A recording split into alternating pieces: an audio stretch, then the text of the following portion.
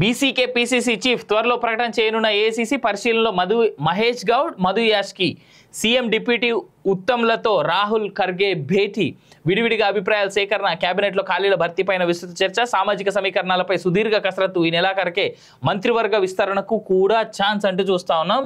99% చెప్తా ఉన్నా Mahesh గౌడ్కే PCC chairmanship ఇచ్చేందుకు అవకాశం కనిపిస్తూ ఉన్నది.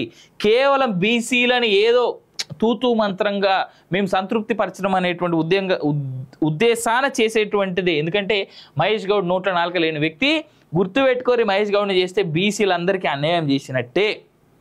మేబీ పొజిషన్ ఇచ్చినందుకు బీసీలు ఆనందపడతారేమో, కానీ బీసీల విషయంలో మాత్రం కాంగ్రెస్ పార్టీ ఈ దేశంలో మొదటి నుంచి కూడా బీసీలు అన్యాయం చేస్తూ ఉన్నది కాంగ్రెస్ పార్టీ. గుర్తుపెట్టుకోవాలి. మరోసారి చెప్తా ఉన్నా, పరిశీలనలో మహేష్ గౌడ్, మధు యాష్కి, సీఎం డిప్యూటీ ఉత్తమ్లతో రాహుల్ ఖర్గే భేటీ, ముగ్గురు నుంచి విడివిడిగా అభిప్రాయాల సేకరణ, కేబినెట్లో ఖాళీల భర్తీపైన విస్తృత చర్చ, సామాజిక సమీకరణాలపై సుదీర్ఘ కసరత్తు, ఈ నెలాఖరుకే మంత్రివర్గ విస్తరణ ఛాన్స్ అంటూ కూడా చూస్తా ఉన్నాం కదా. ఇక చూడరు, తెలంగాణ పీసీసీ చీఫ్ నియామకంపై ఏఐసీసీ కసరత్తు దాదాపు కొలిక్కి వచ్చింది. బీసీ నేతనే నియమించాలని నిర్ణయానికి వచ్చినట్టు లీకులు వెలువడ్డాయి. ప్రస్తుతం వర్కింగ్ ప్రెసిడెంట్గా ఉన్న మహేష్ కుమార్ గౌడ్, ప్రచార కమిటీ చైర్మన్గా ఉన్న మధు యాష్కి గౌడ్ పేర్లు పరిశీలనలో ఉన్నాయి. ఢిల్లీ పర్యటనలో ఉన్న ముఖ్యమంత్రి రేవంత్, డిప్యూటీ సీఎం మల్లు భట్టి విక్రమార్క, మంత్రి ఉత్తమ్ కుమార్ రెడ్డిలతో కాంగ్రెస్ హెడ్ క్వార్టర్స్లో విడివిడిగా సమావేశమై ఏఐసీసీ చీఫ్ మల్లికార్జున ఖర్గే, రాహుల్ గాంధీ వారి అభిప్రాయాలను తీసుకున్నారు అనేటువంటి మాట మనం చూస్తూ ఉన్నాం కదా. అయితే మహేష్ కుమార్ పేరు దాదాపు ఫైనల్ అయిందని లీకులు ఏఐసీసీ వర్గాల నుంచి వెలువడ్డాయి. దీని తర్వాత కొత్త పీసీసీ నియామకంపై నిర్ణయం తీసుకొని లాంఛనంగా ప్రకటన చేయమే తరువాయి. ఇక మంత్రివర్గ విస్తరణపై ఈడ ఆ ప్రకారం ప్రస్తుతానికి 4 క్యాబినెట్ బెర్తులను మాత్రమే ఫైనల్ చేసే అవకాశం ఉంది. కేవలం 4. దాంట్లో ఒక రెడ్డి, ఒక బీసీ, ఒక ఎస్సీ, ఒక మైనారిటీలకు ఛాన్స్ రావచ్చని, ఎస్టీ నేతకు డిప్యూటీ స్పీకర్ లేదా చీఫ్ విప్ పదవి ఇవ్వొచ్చనే లీకులు వెలువడ్డాయి. లంబాడా సామాజిక వర్గాన్ని కూడా చాలా అన్యాయం చేసింది ఈ కాంగ్రెస్ పార్టీ. మీరు రాసి పెట్టుకోరు. నాకు తెలిసి లంబాడాలు రేపో మాపో ఉద్యమించేటువంటి అవకాశం కూడా కనిపిస్తూ ఉన్నది. వాళ్ళు పీసీసీ చీఫ్ పదవి ఇస్తే కూడా తీసుకోకపోవడానికి సిద్ధంగా ఉన్నారు వాళ్ళు.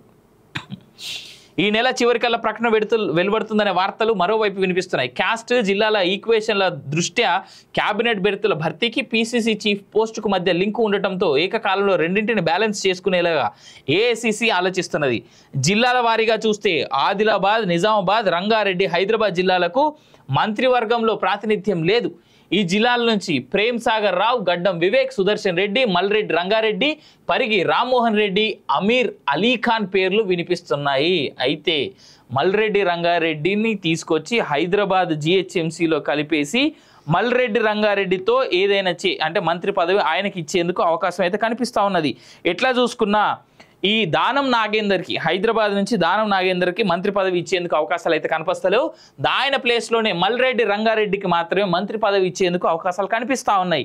ఏదేమైనా బీసీలకి మళ్ళా ఈ కాంగ్రెస్ పార్టీ అన్యాయం చేస్తానే ఉన్నది, చేసేందుకే సిద్ధంగా ఉన్నది అనేటువంటి నేను చెప్తా ఉన్నా. ఈ సందర్భంగా సామాజిక వర్గాల రీత్యా చూస్తే బీసీలో మున్నూరు కాపు, ముదిరాజు, ఎస్సీ, మాల, ఎస్టీ, లంబాడా, రెడ్డి కులాలకు అవకాశం కల్పించాల్సి ఉందని పీసీసీ నేతల భావన. ఆది శ్రీనివాస్, వాకిటి శ్రీహరి, వివేక్, బాలునాయక్, మల్రెడ్డి రంగారెడ్డి, కోమటిరెడ్డి రాజగోపాల్ రెడ్డి, రామ్మోహన్ రెడ్డి, సుదర్శన్ రెడ్డి పేర్లు వినిపిస్తా ఉన్నాయి. రాజగోపాల్ రెడ్డి ప్రాతినిధ్యం వహిస్తున్న నల్గొండ జిల్లా నుంచి ఇప్పటికే ఉత్తమ్ కుమార్ రెడ్డి, కోమటిరెడ్డి వెంకటరెడ్డి ఉన్నందున ఏ మేరకు అవకాశం లభిస్తుందనే చర్చ మొదలైంది. పైగా ఒకే కుటుంబం, కోమటిరెడ్డి నుంచి బ్రదర్స్ అనే వాదన కూడా ఉన్నది. ఇక గడ్డం వివేక్ విషయంలోనూ ఆ ఫ్యామిలీలో బ్రదర్ వినోద్ ఎమ్మెల్యేగా, కుమారుడు వంశీకృష్ణ ఎంపీగా ఉన్నందున చర్చనీయాంశంగా మారింది.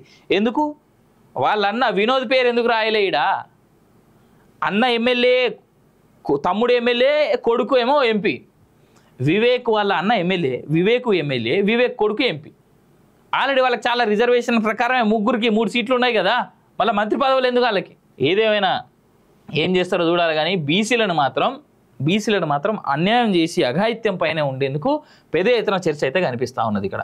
గమనించుకోవాలి మిత్రులారా. మళ్ళీ చెప్తా ఉన్నాం, ఈ కాంగ్రెస్ పార్టీ బీసీలకు అన్యాయం పెద్ద ఎత్తున చేస్తూ ఉన్నది. మళ్ళీ చెప్తా ఉన్నాం, బఫర్ జోన్లో ఉంటే 90ని కూల్చేయండి. కేటీఆర్ హరీష్ రావులకు మంత్రి పొంగులేటి ఛాలెంజ్. స్పీడ్ మిషన్ రాష్ట్ర అభివృద్ధి కోసం ప్రత్యేక ప్రణాళిక, 19 రకాల ప్రాజెక్టులపై special focus. BCK PCC chief త్వరలో ప్రకటన చేయనున్న ఏఐసీసీ పరిశీలనలో మహేష్ గౌడ్, మధు యాష్కి. సీఎం డిప్యూటీ ఉత్తమ్లతో రాహుల్ ఖర్గే భేటీ.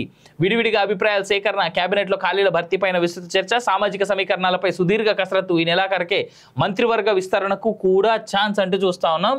99% చెప్తా ఉన్నా మహేష్ గౌడ్కే పీసీసీ చైర్మన్షిప్ ఇచ్చేందుకు అవకాశం కనిపిస్తూ ఉన్నది. కేవలం బీసీలని ఏదో తూతూ మంత్రంగా మేము సంతృప్తి పరచడం అనేటువంటి ఉద్దేశాన చేసేటువంటిది. ఎందుకంటే మహేష్ గౌడ్ నోట్ల నాలుక లేని వ్యక్తి. గుర్తుపెట్టుకోరి, మహేష్ గౌడ్ని చేస్తే బీసీలందరికీ అన్యాయం చేసినట్టే.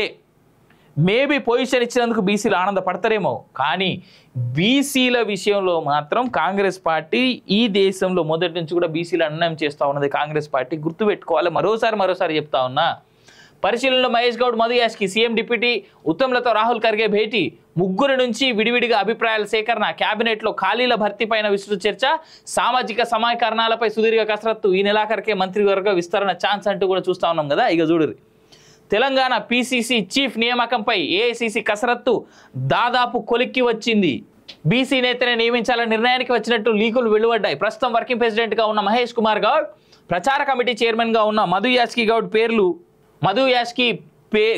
పరిశీలనలో ఉన్నాయి. ఢిల్లీ పర్యటనలో ఉన్న ముఖ్యమంత్రి రేవంత్, డిప్యూటీ సీఎం మల్లు భట్టి విక్రమార్క, మంత్రి ఉత్తమ్ కుమార్ రెడ్డిలతో కాంగ్రెస్ హెడ్ క్వార్టర్స్లో విడివిడిగా సమావేశమై ఏఐసీసీ చీఫ్ మల్లికార్జున ఖర్గే, రాహుల్ గాంధీ వారి అభిప్రాయాలను తీసుకున్నారు అనేటువంటి మాట మనం చూస్తూ ఉన్నాం కదా. అయితే మహేష్ కుమార్ పేరు దాదాపు ఫైనల్ అయిందని లీకులు ఏఐసీసీ వర్గాల నుంచి వెలువడ్డాయి. దీని తర్వాత కొత్త పీసీసీ నియామకంపై నిర్ణయం తీసుకొని లాంఛనంగా ప్రకటన చేయమే తరువాయి. ఇక మంత్రివర్గ విస్తరణపై ఈడ ఆ ప్రకారం ప్రస్తుతానికి 4 క్యాబినెట్ బెర్తులను మాత్రమే ఫైనల్ చేసే అవకాశం ఉంది. కేవలం 4. దాంట్లో ఒక రెడ్డి, ఒక బీసీ, ఒక ఎస్సీ, ఒక మైనారిటీలకు ఛాన్స్ రావచ్చని, ఎస్టీ నేతకు డిప్యూటీ స్పీకర్ లేదా చీఫ్ విప్ పదవి ఇవ్వొచ్చనే లీకులు వెలువడ్డాయి. లంబాడా సామాజిక వర్గాన్ని కూడా చాలా అన్యాయం చేసింది ఈ కాంగ్రెస్ పార్టీ.